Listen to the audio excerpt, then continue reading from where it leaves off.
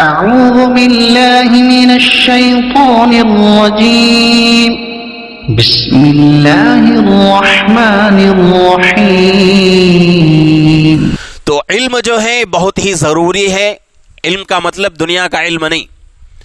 جب بھی اس سے پہلے بھی میں نے کئی مرتبہ کہا تھا، پھر جو ہے دہرا دیتا ہوں اس بات کو کہ جب بھی قرآن حدیث کے الفاظ پہ علم کہا جائے گا تو وہ صرف اور صرف قرآن کا علم، حدیث کا علم، قرآن اور حدیث سے جو مسائل نکلتے ہیں وہی علم، یہ تین قسم کا علم، اس کو جو ہے علم کہا گیا۔ اس کے علاوہ جتنی بھی چیزیں ہیں، چاہے وہ دنیا کی تعلیم، چاہے ہماری جو ہے ریاست کی زبان تلگو، یا پھر جو ہے انگریزی، یا پھر جو ہے ہندی، سائنس، سوشل، کتنی بھی جو ہے آج علم کے نام پر جو بھی چیزیں سکھائی جاتی ہیں، اس کو قرآن حدیث کے الفاظ میں علم نہیں کہا جاتا۔ یہ فن ہے، دنیا کی زندگی گزارنے کا ایک فن ہے۔ قرآن کا علم فن نہیں ہے بلکہ وہ علم ہے۔ علم میں اور فن میں بہت بڑا فرق ہے۔ علم کیا ہے؟ آدمی کو دونوں جہاں میں کامیابی دلاتا ہے۔ فن وہ ہے جو صرف اور صرف دنیا کی زندگی میں کامیابی دلا سکتا ہے، ظاہری کامیابی۔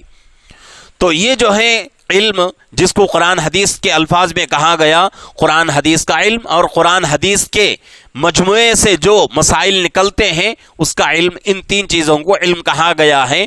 تو یہاں جو ہے اسی علم کا تذکرہ ہو رہا ہے کہ اس سے پہلے ہم لوگ کیا کر لیں؟ علم حاصل کر لیں۔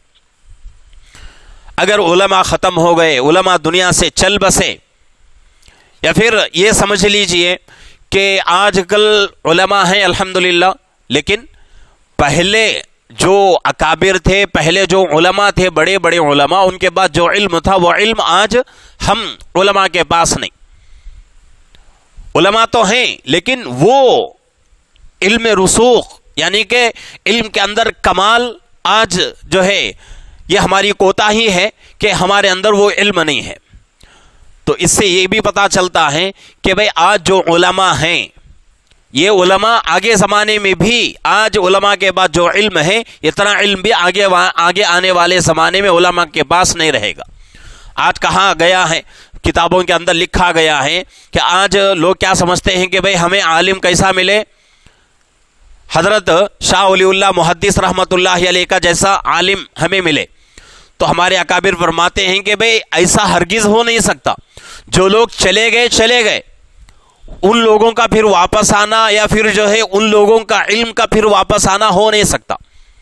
آج جو علماء آپ کے پاس ہیں، انہی کو وقت کا بہت بڑا عالم سمجھیں، اور انہی کو جو ہے حضرت شاہ ولی اللہ محدث رحمۃ اللہ علیہ کا جو ہے مثال سمجھ کر ان کے پیچھے چلنے کی کوشش کریں۔ تو آج الحمدللہ پیچھے کے زمانے کے اعتبار سے آج کے زمانے میں ہمارے پاس جو ہے علماء بہت ہیں، تو اس لیے ہمارے پاس اب کوئی بہانہ نہیں رہے گا کہ بھئی ہمارے پاس علماء نہیں تھے اس لیے ہم جو ہے قرآن حدیث کا علم حاصل نہیں کر سکے۔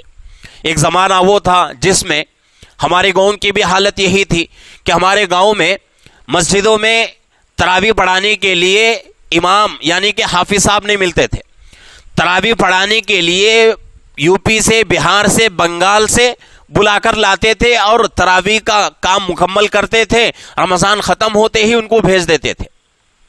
ایسی جو ہے ہماری حالت تھی، ہمارے شہر کی حالت۔ لیکن آج الحمدللہ ہمارے شہر میں اتنے علماء ہو چکے، اتنے حفاظ ہو چکے ہیں کہ آج جتنی مسجدیں ہیں، پوری مسجدوں میں اگر دو امام رکھے جائیں تب بھی الحمدللہ کام چل جائے گا۔ اتنے علماء، اتنے حفاظ آج ہمارے شہر میں۔ تو یہ اللہ کی نعمت ہے۔ تو اللہ رب العزت جو ہے آج کے زمانے میں ہمارے پاس علم کو پھیلا دیا ہے۔ تو اس لیے ضروری ہے کہ ہم کیا کریں؟ اس کو غنیمت سمجھ کر علم حاصل کرنے کی کوشش کریں۔ اور علم حاصل کرنے کا مطلب کیا ہے؟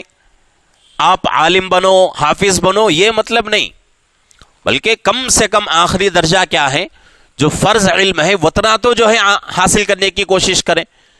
اگر اتنا بھی ہم حاصل نہیں کر سکتے تو پھر کیا زندگی کا مطلب ہی نہیں رہ جاتا۔ اللہ رب العزت نے